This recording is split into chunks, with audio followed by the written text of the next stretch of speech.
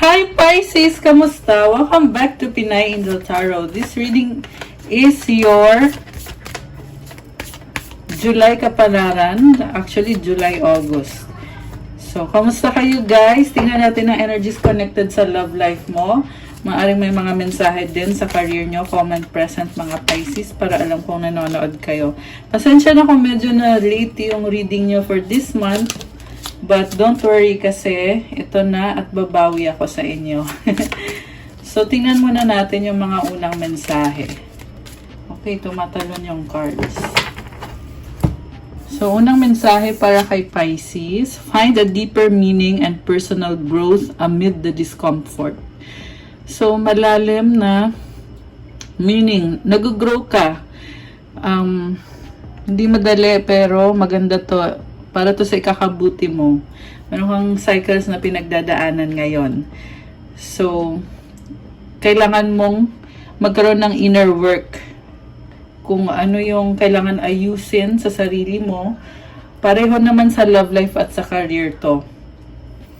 And, mag-grow ka. Magiging, or malaking pagbabago or achievement na pang long term para sa'yo pag nagawa mo yung inner work na yan.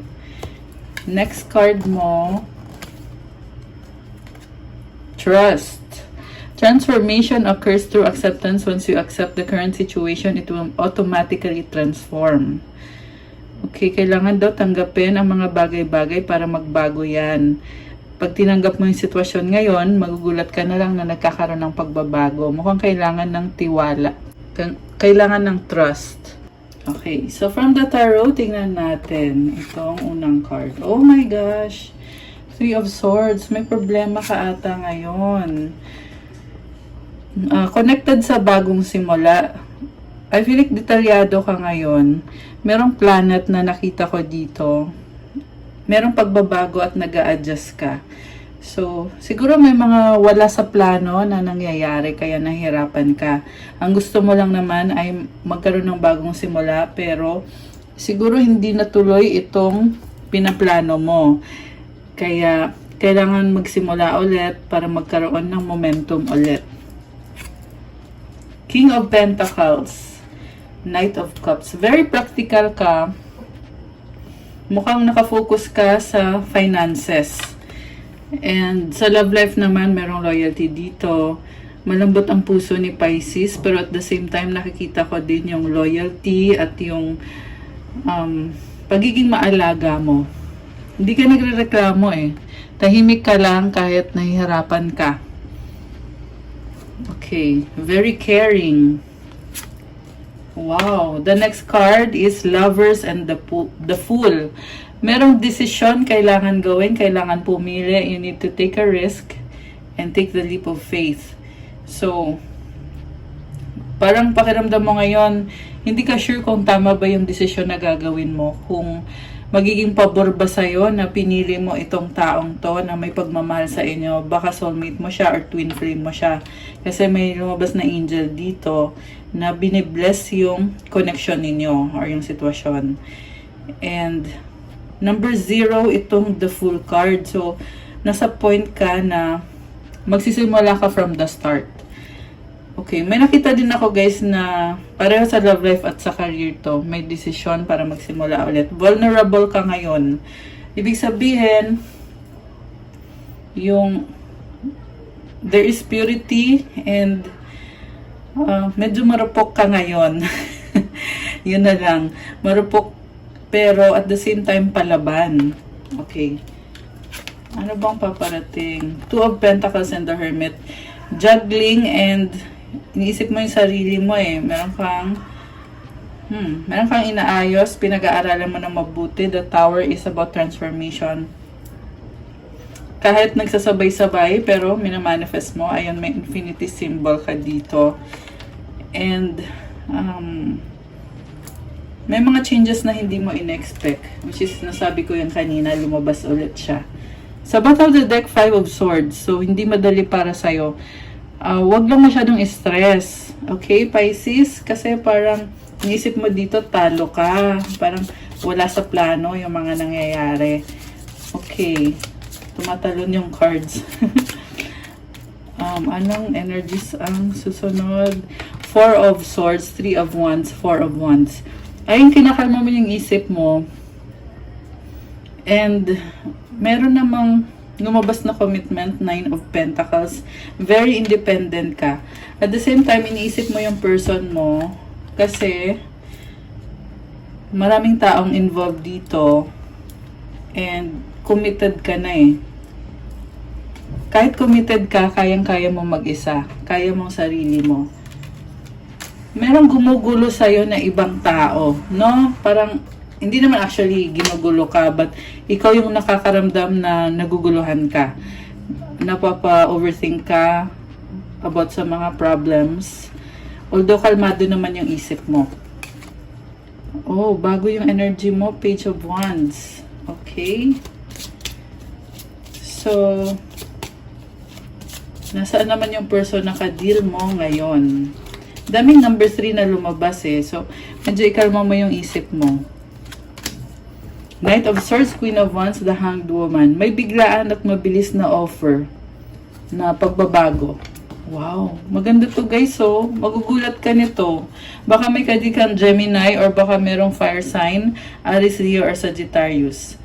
And itong biglaan na offer, very positive, optimistic, someone na attracted sa'yo. And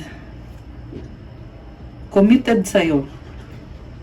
Dati kang tinalikuran, pero ito nagbabalik siya. So, possible na nagkaroon kayo ng conflict. Pero ngayon, ito, may bagong offer. Queen of Cups. Oh my gosh! Ang saya naman. Parang, ito may offer siya. Ikaw naman, tatanggapin mo, masaya ka. Si Queen of Cups, connected sa emosyon. Kaya, gusto mo enjoy yung offer na yan. Kaya tatanggapin mo. I love it. Okay. So, masaya si Pisces.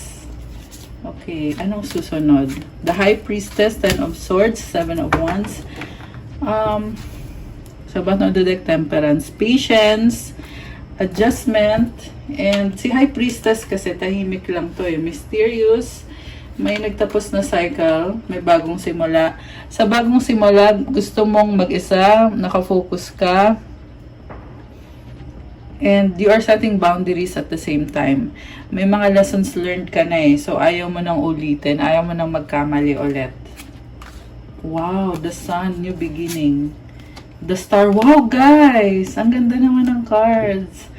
Alam mo, Pisces, very positive na mamayagpag si Pisces. Merong clarity about a certain situation na minamanifest mo. Wish granted. Ayan, i-claim mo na yan. Connected sa taong mahal mo. Queen of Cups, ini-enjoy mo to. Pangarap mo to. So, I feel like talagang merong mga magagandang ganap para sa'yo this time. By the way, Leo season na tayo ngayon. Kaya, kung napapansin nyo, iba na yung vibe ngayon. No? Mas optimistic ngayon. Mas positibo yung vibe. Yan din yung lumabas dito sa cards mo. Merong new beginning. Hindi perfect ang lahat, pero nakikita mo yung positivity. And at the same time, na-feel ko na pinagdadasal mo talaga to. Kasi may Temperance card ka rin eh. So, this is about having faith. Ayan, and patience. Practical ka rin eh. So, tingnan natin. Anong mangyayari dito sa bagong simula sa love life ni Pisces? Eight of Swords. Parang may ano ka eh, may mga rules ka na sinusunod. Eight of Pentacles. Nakafocus ka sa work. Okay, so siguro hindi ka makaalis sa trabaho mo, kaya dun ka nahihirapan. Five of Pentacles. Mukhang may struggle sa finances, pero Two of Cups, may lumabas dito na kontrata, contract. King of Wands. Posibleng business, connected sa business. Ayan, iniisip mo yung mga options mo. So, may lumabas din dito guys na iniisip mo yung hinihintay mong tao na nang iwan sa'yo, na gusto mo siyang pabalikin sa buhay mo kasi gusto mo magsimula kayo ulit, pero nalilito ka kasi iniisip mo na baka may iba na siya or baka may mga problema. Six of Pentacles, Ace of Cups. So, talagang gusto mo mag-offer sa kanya, excited ka na, iniisip mo na yung magiging future ninyo ng taong yan. Pero, malaking sikreto to para sa'yo eh. Mukhang iniisip mo, pero hindi mo muna sinasabi. Nasa process of waiting ka ngayon. Kasi may nakita din ako sa'yo na sistema na pakiramdam mo, ganito yung dapat mangyari. Kung hindi mangyayari yan, baka magbago yung isip mo. And, meron namang bagong simula dito. Ayan, ang ganda ng card na to, Ace of Cups. Kaya lang, at the same time, nafe-feel mo din na sana mag-work out. Kasi mukhang dati nagka-problema ka na sa parehong sitwasyon. Babalik ka lang sa kanya kasi pakiramdam mo, hindi pa tapos yung connection nyo. Kailangan ipagpatuloy. Kailangan ituloy. Kaya bibigyan mo ng chance. Okay, ang tanong, ano naman ang gusto niya mangyari ngayon? Kasi, ikaw yan eh. So, yung sa kanya naman, oh my gosh, 7 of Swords, Ace of Wands, 6 of Wands. So, iniisip niya na ayaw niyang sabihin sa'yo na gusto niya ring makipag-ayos sa'yo, gusto niya mag-adjust at magkasundo kayo. Bakit ayaw niyang sabihin? Ayaw niyang sabihin, ayan na nagtatago siya oh. Mukhang may kasalanan sa'yo to. Dati na kayo nag-away, kaya iniisip niya, paano ko kaya sasabihin kay Pisces na gusto ko na rin na magkaayos kami at magsimula kami ulit. Mukhang pareho lang kayo ng nararamdaman kasi ikaw ganun ka rin sa kanya. Nagsustok sa'yo itong person na to, Page of Swords, naghahanap ng impormasyon. So, marami na siyang impormasyon tungkol sa'yo. Pero ang tanong, ano bang gagawin niya ngayon kung marami siyang impormasyon? Queen of Swords. Pinag-aaralan na ng mabuti kasi kinikilala ka niya, may mga natutunan na din siya. Medyo manipulative yung person mo. Baka may ka-deal kang air sign, Gemini, Libra, Aquarius. Or sama na may ganun sa chart niya. Ayan. The Empress. Oh my gosh. In love naman sa'yo to eh. Pero parang nagtatampo. Oh my gosh, guys. Empress, 8 of Cups, and the Emperor. So, definitely, twin flame journey yung nakikita ko. Kaya pala, pareho kayo ng ugali. Kasi yung twin flame, nire-reflect nyo sa isa't isa yung ugali nyo. Pero, may tumalikod dito. So, ayan. Ibig sabihin, parang umiral yung pride eh. Itong tumalikod na to. 1, 2, 3 angel numbers on the clock. Okay. So, I feel like gusto nyo pa rin magkaayos kayo, which is nasabi ko kanina, pero start from scratch kayo. Ayan, hindi nyo mamadaliin. Okay, kasi naniniwala ka na kung para sa'yo, mapupunta sa'yo. Okay. So, anong susunod para sa couple na to? Knight of Wands. Ayan, gusto nyo pa rin ng isa't isa, pero pabago-bago kayo ng isip kasi takot kayong ma-reject. Kaya, naghahanap kayo ng sign. 6 of Swords. Moving towards calmer waters, waiting, 2 of Wands. Ang laki kasi ng pangarap nyo eh. Ayan. So, umiiwas na kayo sa dating pinag-awayan ninyo ng taong yan. Oh, wow! Wheel of Fortune. May nagbago. There is expansion and growth.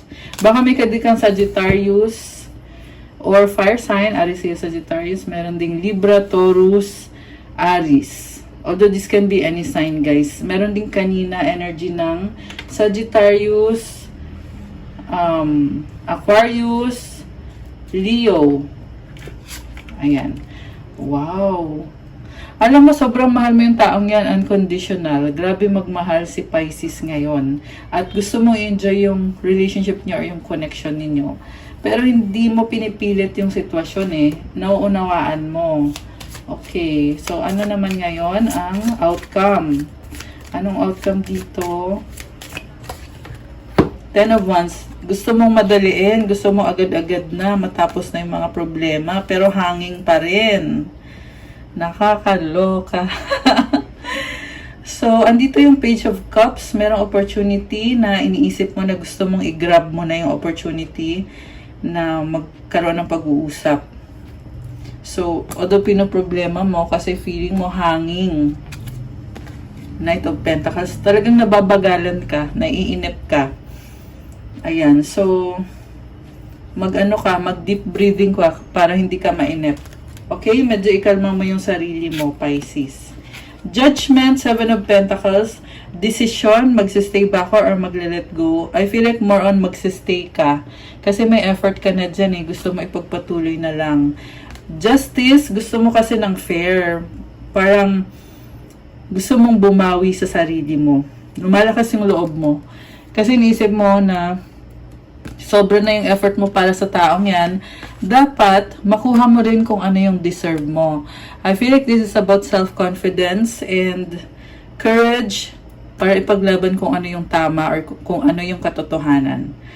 Ayan, palaban si Pisces. I love it. Chariot. O, diba? Kakasabi ko lang palaban, lumabas yung Chariot. Binabalanse mo. So, hindi ka naman papayag na malamangan ka niya. Dapat balanse. Ayan. Itong Justice, balance din to eh. May scale siya oh. Ayan. Anong susunod? Five of Wands, magta-try ka ulit. Magkaiba kayo, pero medyo naguguluhan ka, oo. Pero nagta-try ka ulit kasi nga gusto mo ng pagbabago. Medyo emotional. Five of Cups, malungkot. Three of Cups, sana nga maayos mo yan kasi pure naman yung intention mo dito. May lumabas lang dito guys na pagsiselos kasi yung iba iniisip nyo baka merong third party or baka hindi. Alam mo yun, may mga iniisip ka na problem. So, ang advice ko lang siguro wag mag-focus sa problem but sa solusyon. Kung mahal mo naman yung tao, 'di ba? Minsan kasi yung nagke-create ng problem is yung pag-iisip. Ayan, sinabi ko na. So, ibig sabihin, follow your heart. Gawin mo yung sinasabi ng puso mo. Ayan, Hierophant sa bottom of the deck. Alam mo, committed ka na sa taong yan eh. Wala nang makakapigil. Although, andun yung feeling na parang nahihiya ka. Nahihiya ka kasi gusto mo, one step at a time eh. Ayaw mong, although kanina lumabas ng mamadali ka, pero lumabas naman dito ngayon may maturity at gusto mo kasi mag-settle down na magpakasal na. Gusto mo ng blessing sa relationship nyo. Ayan. Nahiya ka lang sabihin. Oh my gosh. Merong Death card, Six of Cups, Four of Cups. So may nagbago dito. Naalala mo yung memories, nalulungkot ka, nagiging emotional ka. So, isa siguro to sa struggle mo ngayon na isip mo, hindi na kagaya ng dati yung sitwasyon ngayon. Kaya nakaka-feel ka na naluluha ka or yun na nga, umiiyak. Kasi, parang wini-wish mo na sana maibalik yung mga magandang energies na nangyari dati. Okay, anong outcome? Anong outcome? Three of Pentacles, partnership. The Universe, Queen of Pentacles. Okay. May magtatapos, bagong simula, Queen of Pentacles. Ano ka pa rin dito, oh. Gagawan mo pa rin ng paraan. Very practical, very caring and nurturing. Parang nagkaroon na ng acceptance na you will cooperate sa kanya kasi may partnership eh. So, kung na-disappoint ka na nag-iba yung sitwasyon, ngayon lumabas dito na nag-adjust ka, binago mo yung sarili mo, kasi nga gusto mo talaga yung partnership nyo at gusto mo magtagal to. So, magandang outcome yun guys. Tingnan natin yung energy ng person mo. or yung feelings niya sa'yo. Okay, ano bang feelings ng person ni Pisces? Ano bang feelings ng person ni Pisces? Okay, oh my gosh! King of Cups! In love naman sa'yo to eh. Sobra ka mahal. 1818 on the clock. Ayan, may angel numbers. Tumalon yung card. Queen of Wands. May bagong offer. Queen of Pentacles ulit. So, very nurturing, caring and nurturing. Yung nga lang guys, may lumabas pa rin dito na merong pagsiselos. Ayan. May ibang taong lumabas eh. So, siguro, meron ka nakikita na pinagsiselosan. Siya pala. Siya yung merong nakikitang pinagsiselosan. Okay. Ano mga gustong sabihin sa'yo ng person mo? Friend zone. Baka ito nga yung pinagsiselosan, yung friend. O kung sino man yung friend na yan. Okay. Ito pa. Pero ikaw lang loyal. Ayan. So, nagsiselos pero loyal ka naman. Okay. So, walang dapat ipagselos. Tumalon siya. Oh my gosh. Kisses. Ayan. So, sweet, diba? Kilig match. Super in love. Okay. That's nice. Ano pa mga gustong sabihin ng person ni Pisces? Busy. Busy. Ano pa? Baby! Oh my gosh! Guys, bakit parang may na-feel ako dito na gusto magkaroon ng baby, ng anak. Ayan. Nakakaloka. Ano pa? Ano pa? Deadma. Ayan. Dinededma ka niya. Busy-busyhan siya. Friends, getting to know. Kinikilala niyo ang isa't isa. Hurt healing. Nakakaloka. Okay. Ano pa ang mga gustong sabihin ng person ni Pisces? Sandali lang. Okay. Ano pa? I'm tired fighting this battle. Oh my gosh. So, napapagod na siya. I regret what I did. Okay, may pagsisisi. Ano? May pag-aaway talaga dito. May I hate you. Let's forget the past. So, andun yung feeling na naiinis pa, pero gusto na rin kalimutan na yung mga nangyari sa past. Please help me, I need it. Ayan. Kailangan niya ng tulong mo. Baka codependent na sa'yo itong person na to. I am sorry. Ayan, nag-sorry na. Last one. I have something to tell you. Ayan, gusto ka niya makausap. May gustong sabihin. So, anong spot on na advice para sa mga Pisces na nanonood? Dito sa iyong love life. Anong advice? Okay. Self-acceptance. Nothing is more exhausting than endlessly working on yourself. When you offer your whole being fully to love, self-acceptance arises spontaneously. May I rest in your oneness, dear divine. So, napapagod ka na eh kasi feeling mo lagi mo na lang binabagong sarili mo, inaayos mo yung sarili mo. Instead daw, i-offer mo daw yung sarili mo sa pagmamahal kasi marirealize mo na okay ka naman at patatanggap mo ang sarili mo.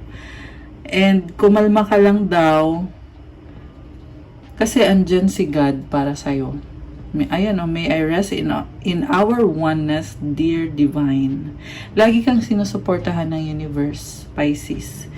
Kaya kumalma ka lang at i-offer mo yung ginagawa mong pagtulong. I-offer mo yan sa pagmamahal. Kasi matatanggap mo din ang sarili mo. Ayan. May butterfly, symbol of transformation. Maraming flowers na makukulay. So, I can feel na merong happiness sa transformation na nangyayari sa'yo. Ayan. Okay, guys. That's all for you, Pisces. Thank you for watching. Pa-like po ng video. Comment kung nagustuhan nyo ba, kung nag-resonate, or kung ilang percent nag-resonate yung reading. Kung 100%, 50%, or kahit 10%, comment nyo po. Kung kailangan nyo ng gabay, you can book a private reading. May bayad po kapag private reading. Tingnan nyo na lang sa description box. You can reach me sa Facebook or para mas mabilis sa Viber or sa WhatsApp. If you want to start your crystals journey, check out my Instagram. Lahat po ng crystal bracelets pagaling sa akin, meron yung special prayers and mantras to enhance the energy of the crystal at merong iba-ibang benefits. So, tingnan nyo na lang po doon. Thank you so much, Pisces! Have a good day or night. God bless. Stay safe. I'll see you again soon. Love you guys. Bye!